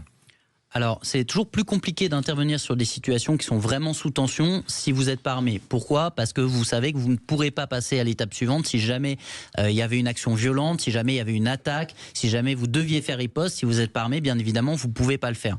Les policiers municipaux, ils sont formés. Il y a une formation quand même très conséquente. Vous partez 6 mois en école et ces policiers municipaux, ils doivent être en capacité de gérer les interventions. C'est pour ça qu'on s'entraîne. Les policiers, régulièrement, ils font des formations, que ce soit celles qui sont obligatoires ou des formations complémentaires. On a de plus en plus de policiers municipaux qui se spécialisent dans les gestes techniques d'intervention, des policiers qui décident d'aller se former même à titre privé, et on a des collègues qui sont investis parce que, comme on le disait, c'est un métier passion. Roland, vous êtes toujours avec nous ? Toujours. Est-ce que vous sentez qu'à Saint-Étienne, c'est un atout, cette sécurité de police municipale? C'est un sentiment que vous semblez partager avec beaucoup d'autres de vos concitoyens, ou vous êtes un petit peu seul à sentir ça, ou c'est un sujet qui revient souvent dans vos conversations? Non, mais l'insécurité, qu'elle soit à Saint-Etienne ou ailleurs en France, bien sûr que c'est un sujet de discussion. L'insécurité est plus la même en 2014 qu'aujourd'hui, mais incontestablement, la police municipale, elle joue son rôle de dissuasion. Le fait de les voir énormément patrouiller, l'effet de les voir sur le terrain. Emmanuel Macron parlait de voir du bleu partout. Nous, on a du bleu municipal partout à Saint-Etienne, donc c'est plutôt une bonne chose. Donc incontestablement, je pense que le fait est d'avoir une police municipale, et pour moi vraiment, il faut qu'elle soit encore renforcée, il faut qu'on leur donne plus de moyens, il faut qu'elle soit peut-être encore plus nombreuse, et il faut peut-être qu'elle ait des pouvoirs plus étendus, peut-être des pouvoirs aussi de police judiciaire, pourquoi pas. Vraiment que quand on voit la police municipale, on se dit oui, c'est une police comme une autre. Et voilà, elle a les mêmes pouvoirs, donc incontestablement, Roland, oui. vous avez senti une évolution dans la sécurité et l'ordre public à Saint-Étienne depuis que cette police municipale-là est en place? Alors, c'est un sentiment nuancé, parce que j'ai toujours l'impression que la délinquance a toujours 10 pas d'avance sur la sécurité. Et oui. Donc, quand bien même on essaye d'armer la police municipale, de leur donner des moyens, si vous voulez, derrière, vous avez le narcotrafic, la délinquance de tous les jours. Et il y a un fléau, moi, que je trouve à Saint-Etienne, mais qu'il y a aussi dans les autres grandes villes, c'est le fléau de la délinquance dans les transports en commun. Eh oui. Et il y a quelque chose qui a été fait récemment à Saint-Etienne, et c'est une initiative municipale qui est aussi intéressante et qui est en lien avec la police municipale, c'est une brigade des transports. Et ça, c'est quelque chose vraiment que je pense qu'on a besoin, parce que je pense qu'on sous-évalue énormément l'insécurité dans les transports en commun. Avant, on disait tout le temps à nos amis, écoute, prends pas le tram à partir de 22h, prends pas le train, parce que bon, c'est tard. Mais maintenant, si vous voulez, c'est limite à se dire, ouais, évite de prendre le tram quand même à 14h, parce que c'est compliqué. Donc, s'il y a bien la donne qui a changé, c'est dans les transports en commun c'est très compliqué. Donc, je vois, parfois, je prends le tram, parfois, ça peut être compliqué, ouais. Entendu. Merci Roland pour ce témoignage, et on sait qu'à Saint-Étienne aujourd'hui, le sujet de l'ordre public a été pris en compte sérieusement par la municipalité. Vous restez avec nous. On est sur Sud Radio, on reçoit Augustin Dumas, responsable Alliance Police Municipale, et vous nous appelez au 0826 300 300 pour donner votre avis sur l'ordre public et la sécurité dans les villes. À tout de suite.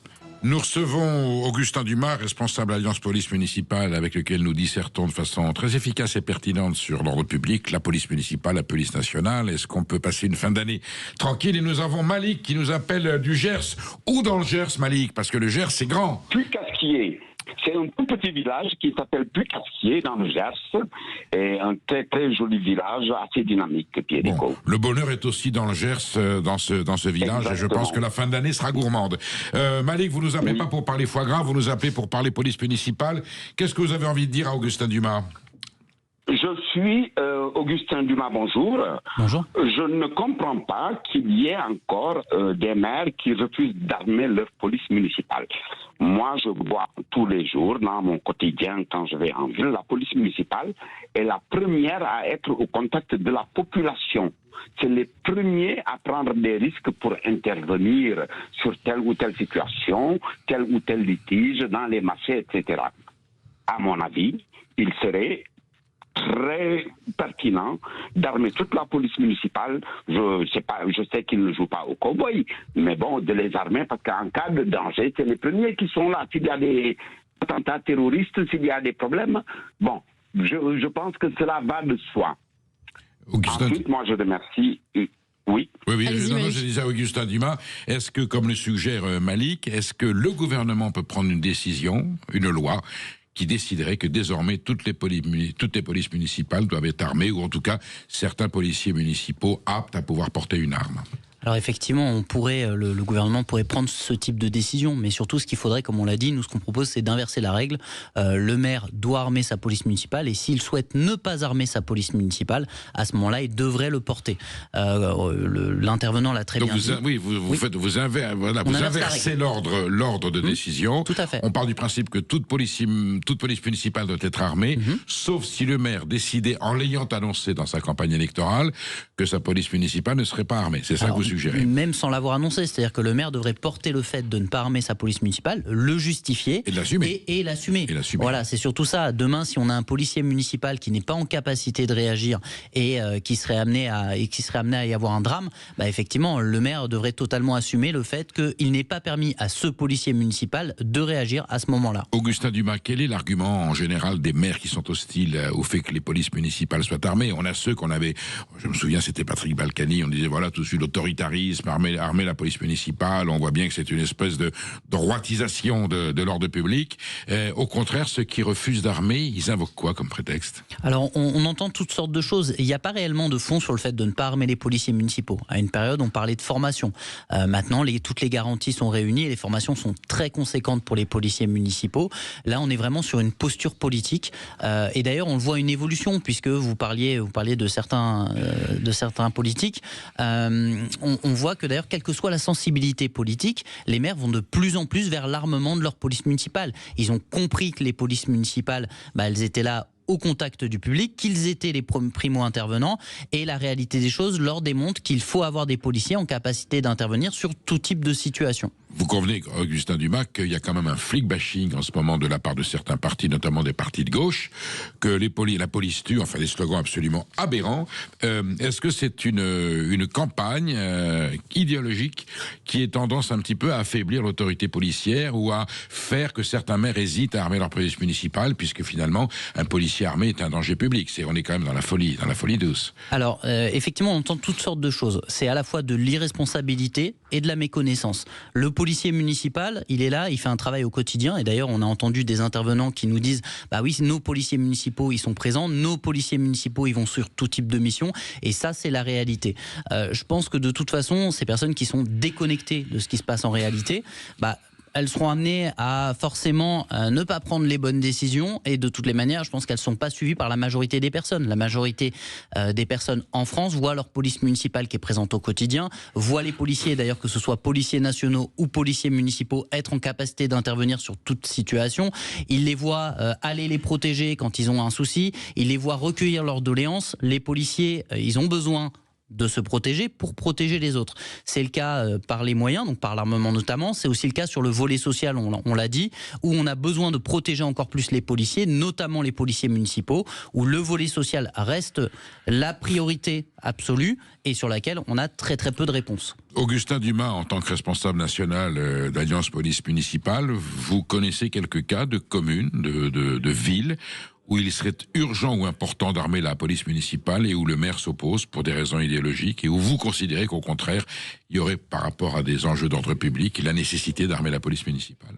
Il y a quelques cas litigieux. Il y a des villes effectivement qui me viennent en tête, mais le but n'est pas de faire la promotion de ces villes qui seraient des villes qui... en citer une, par exemple. Si on prend par exemple le cas d'une ville comme Grenoble, si on regarde la ville de Grenoble, les policiers, tout à fait, les policiers municipaux, on se rend bien compte qu'il y a une évolution de la délinquance et que nos policiers municipaux, ils devraient pouvoir s'adapter à cette évolution de la délinquance. Là, en l'occurrence, on a des policiers municipaux qui n'ont pas forcément tous les moyens. C'est une des villes, je pourrais en citer d'autres. Le but, comme je vous dis, n'est pas faire la promotion de telle ou telle ville. c'est Monsieur Piolle, on connaît ses opinions politiques, c'est une position idéologique. Il les a exprimées publiquement, donc c'est pour ça que je me permets de réagir à ça. On a des personnes, même dans le cadre... Qu'est-ce que vous lui répondez d'ailleurs quand il a ses arguments? J'ai même pas envie de répondre, puisque je devrais effectivement rappeler la même chose. C'est-à-dire que ça, de ne pas armer sa police municipale à l'heure actuelle dans une ville sur laquelle vous avez ce type de délinquance, c'est très compliqué, parce qu'il va devoir porter politiquement le fait, si un jour il y a un drame, de l'assumer. Grenoble est quand même considérée comme une ville où il y a un peu d'insécurité, selon les quartiers, selon les secteurs. C'est une ville où il serait tout à fait justifié et légitime que la police municipale soit armée. C'est une responsabilité politique quand un maire dit non, je ne veux pas que ma police municipale soit armée. C'est forcément une responsabilité politique. Maintenant, nous, on a les retours de nos collègues policiers nationaux qui, sur ce secteur, interviennent sur différentes choses et vont effectivement sur tout type d'intervention. Les policiers municipaux, quand ils interviennent, ils peuvent intervenir sur une mission du quotidien qui est totalement banale, et la mission peut évoluer très rapidement. Malik, vous vouliez ajouter quelque chose à votre intervention de tout à l'heure? Je sais que votre temps est compté. Je vais vous raconter une histoire qui m'a interloqué. Je vis en milieu rural, j'ai toujours soutenu les agriculteurs. Samedi soir, entre 17h et 18h, ma compagne et moi décidons de nous rendre à la foire de Noël de Lectoure. Chemin faisant entre Fleurance et Lectoure, nous avons rencontré un joli et grand convoi de tracteurs agricoles escortés par la gendarmerie. Nous étions dans le sens opposé de la circulation, nous nous rendions à Lectoure et eux descendaient sur Fleurance. Un plaisantin en tracteur, alors ça m'a dégoûté, s'amusait à mettre des coups de volant pour nous faire tomber dans les fossés, dans son gros tracteur. À partir de ce moment-là, mon soutien pour les agriculteurs est mort. Parce que je ne comprends pas. Ils étaient escortés par la gendarmerie, il faisait nuit, entre 17h et 18h. Nous, on roulait tranquillement vers Lectoure, à la limite, on allait les applaudir. Mais au milieu du convoi, il y avait certainement un jeune agriculteur qui s'amusait à mettre des coups de volant vers les voitures qui venaient en sens inverse et qui essayaient de les mettre dans le fossé. C'est horrible. C'est ce que je voulais dire. Malik, je vous comprends. Je vais donner la parole à Augustin Dumas. Je suppose que les agriculteurs en colère étaient peut-être contraints par la gendarmerie de suivre un itinéraire précis et que les gendarmes voulaient les empêcher justement de pouvoir se rendre là où ils voulaient et qu'en contradiction justement avec cette obligation, ils ont manifesté leur mauvaise humeur. Et c'est absolument condamnable qu'un tracteur ait voulu vous menacer en sortant de son itinéraire. Ça, je considère que ce n'est pas normal, effectivement. Mais pour autant, les gendarmes précisément étaient là pour éviter ce genre de débordement, je suppose, hein, Augustin Dumas. Oui. Effectivement, ça fait partie des missions qu'assurent donc les forces de l'ordre, d'encadrer les manifestations. Ça va être le cas prochainement, notamment avec les manifestations qu'il pourrait y avoir pour le 31, où les policiers vont être dans le rôle dans l'encadrement. Après, sur effectivement le cas particulier, je pense qu'il ne faut pas généraliser sur un cas particulier.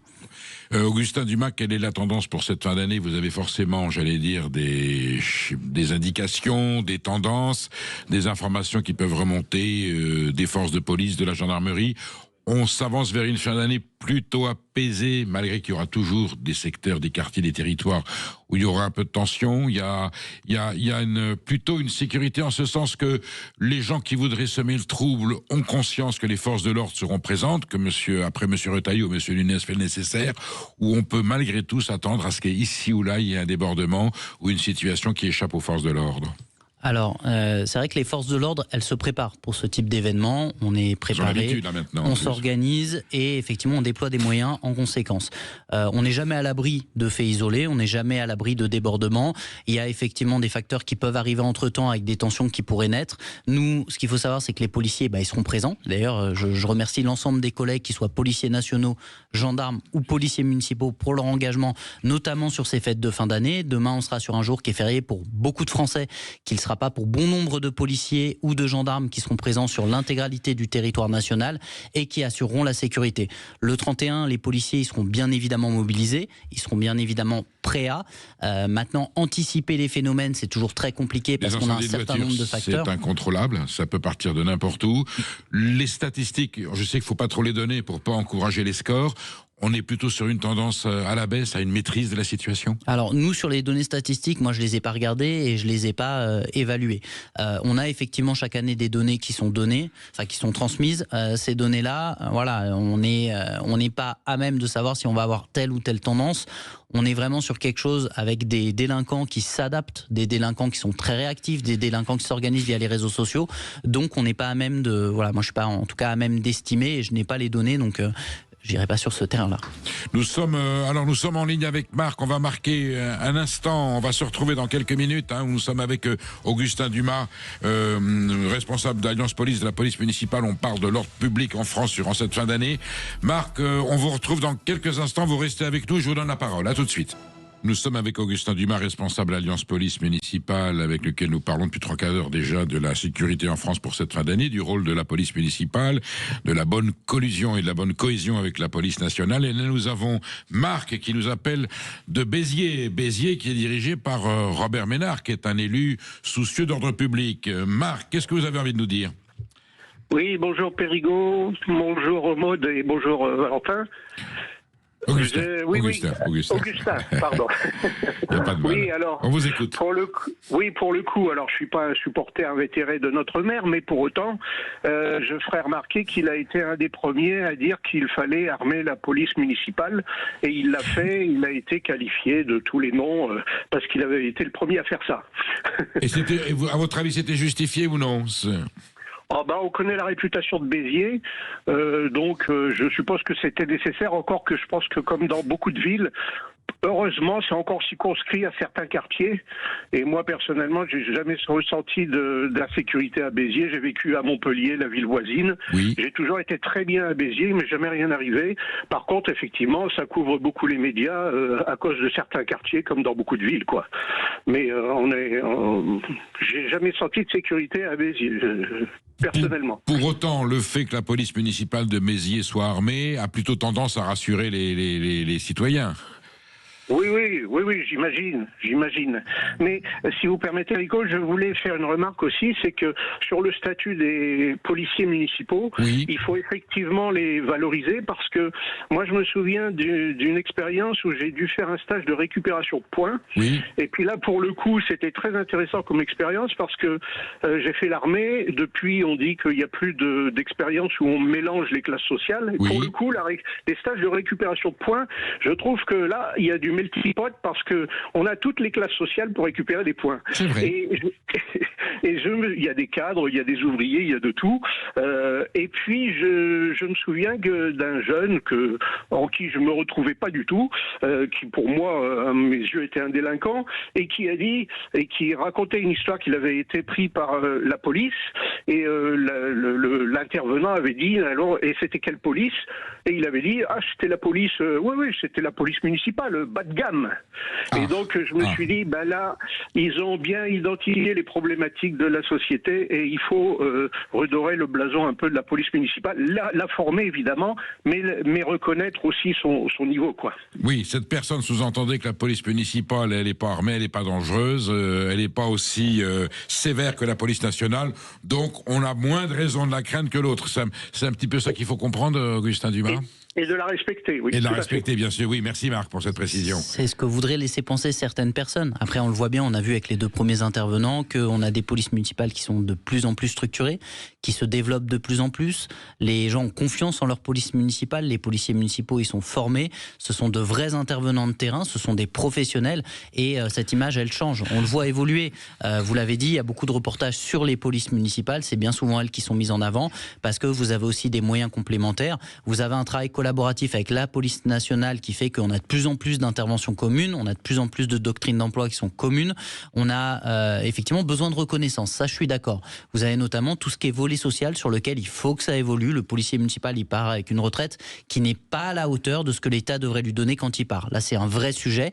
Cette reconnaissance, enfin le début d'une reconnaissance, ça passe par là. C'est-à-dire de reconnaître que le policier municipal, il a fait toute sa carrière au service du public, ils seront mobilisés le 25, ils seront mobilisés le 31, les policiers municipaux, ils travaillent même les jours fériés, et on a besoin de les reconnaître. Ça passe par une valorisation, notamment sur le volet social, et ça, il faut vraiment que les autorités l'entendent. Marc, vous êtes toujours là ?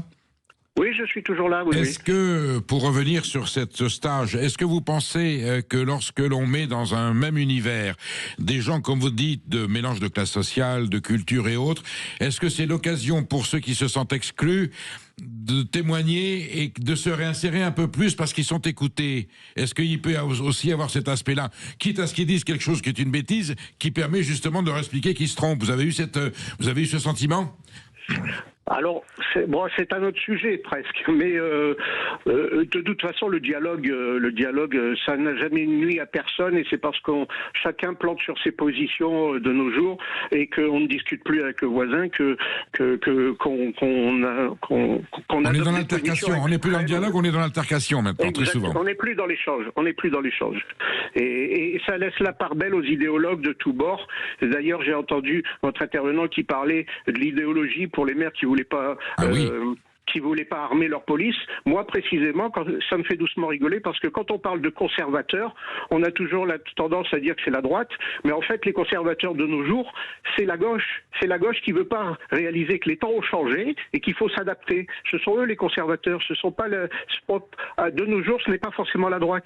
Le monde évolue, il faut le reconnaître comme il est, quitte à ce qu'après il y ait un balancier en sens inverse, mais en attendant, pour l'instant, il faut se donner les moyens. Pertinente observation, mon cher Marc. Merci pour votre témoignage.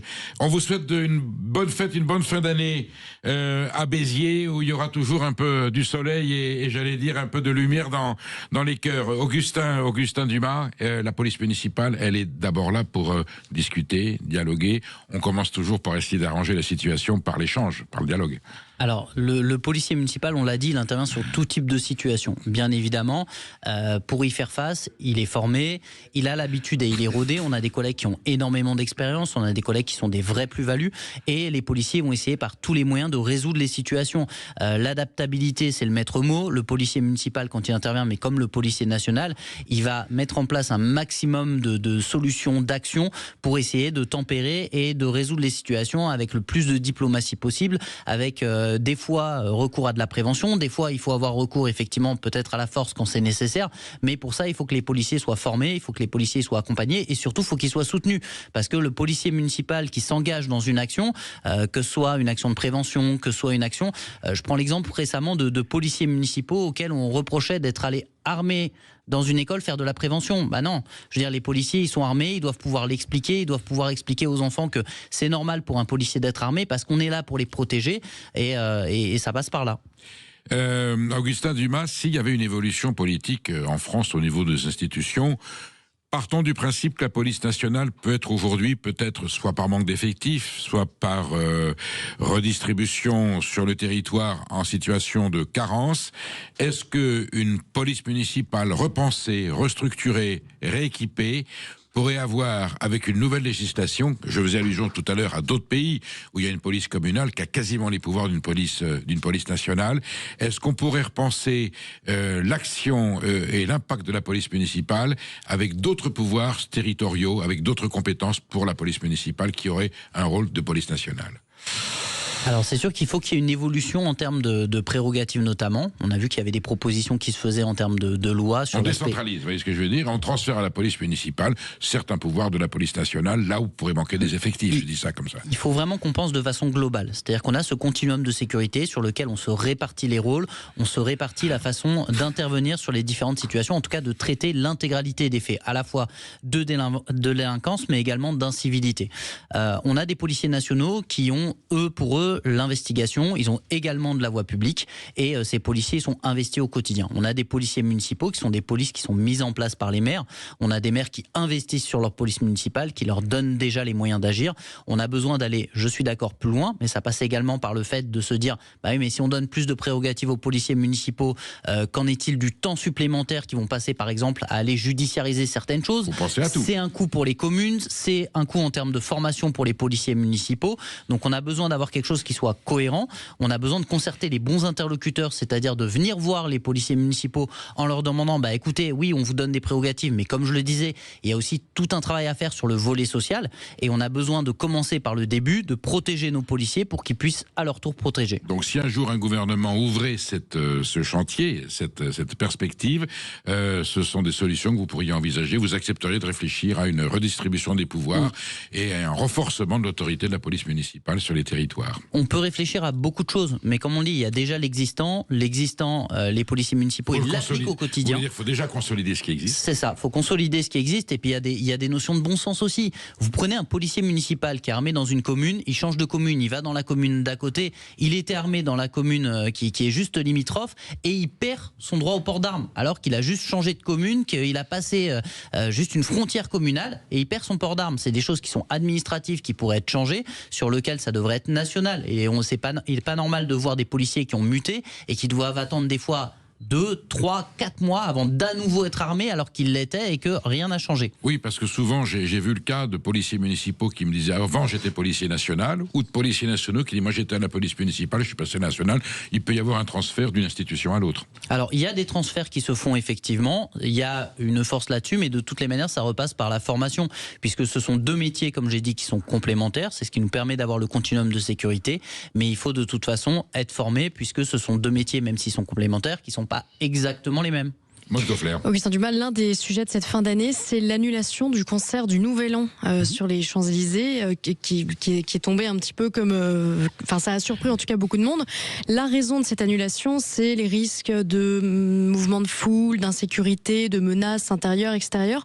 Vous, en tant que policier, vous l'avez reçu comment, cette nouvelle ? Cette nouvelle, effectivement, elle a été donnée par le ministre, qui est juste une application de ce qui avait été dit l'année dernière. Il avait déjà été annoncé l'année dernière, alors que le ministre, il me semble, était préfet. Il avait déjà annoncé que du coup, il n'y aurait pas ce concert. Donc on est juste dans l'application de ce qui avait été dit. Les policiers sont en capacité de gérer ce type de manifestation, mais encore faut-il pouvoir les déployer. On a des policiers qui vont devoir aller sur différents secteurs, qui vont devoir pouvoir renforcer peut-être certains secteurs.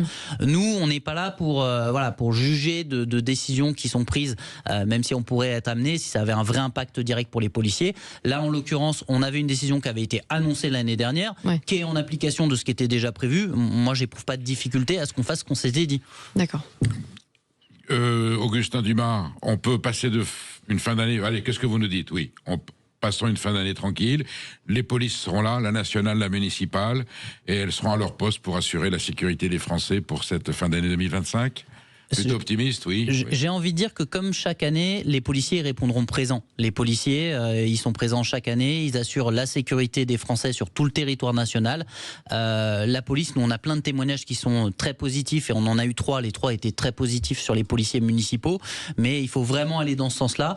On assure votre sécurité, on a besoin aussi d'avancer sur certains secteurs. On a des policiers nationaux qui des fois sont en sous-effectif, on a des policiers municipaux qui des fois manquent de moyens ou manquent de protection, notamment sur le volet social. Donc il faut que sur ce début d'année, on soit entendu et qu'on aille dans ce sens-là. Merci. Vos vœux pour l'an prochain, il reste 20 secondes. Nos vœux pour l'an prochain, c'est d'être entendu et effectivement qu'on puisse avancer sur les différents sujets qu'on a évoqués. Merci Augustin Dumas d'avoir été avec nous sur Sud Radio, et nous dormons tranquilles pour cette fin d'année. Quant à nous, nous nous séparons provisoirement. Nous nous retrouvons avec Maude le 5 janvier. Nous allons nous ressourcer dans nos territoires de la belle France pour prendre de la force. Vous retrouvez donc l'année prochaine, en 2026, en vous portant les informations du Parler Vrai. C'est Jacques Cardos qui assurera cette petite intérim en pleine forme. Vous continuez à écouter Sud Radio, et si vraiment Maud et moi on vous a manqué, vous allez en podcast, vous prenez votre ordinateur, vous allez sur internet et vous retrouvez nos voix, notre passion, votre ferveur. On vous aime, on vous attend, on vous souhaite de bonnes fêtes de fin d'année. Et on vous retrouve quand même avec Vincent Ferniaud demain, Perico, pour une heure. Avec Vincent Ferniaud, mais ça ne sera pas une France dans tous ses états habituels, ça sera la France dans tous ses états sensoriels et gourmands. Avec mon ami et confrère Vincent Ferniaud, on va vous faire quelques suggestions pour finir l'année en saveur et en gourmandise. On vous embrasse tous, bonne fin d'année, bonne fête, et au 5 janvier.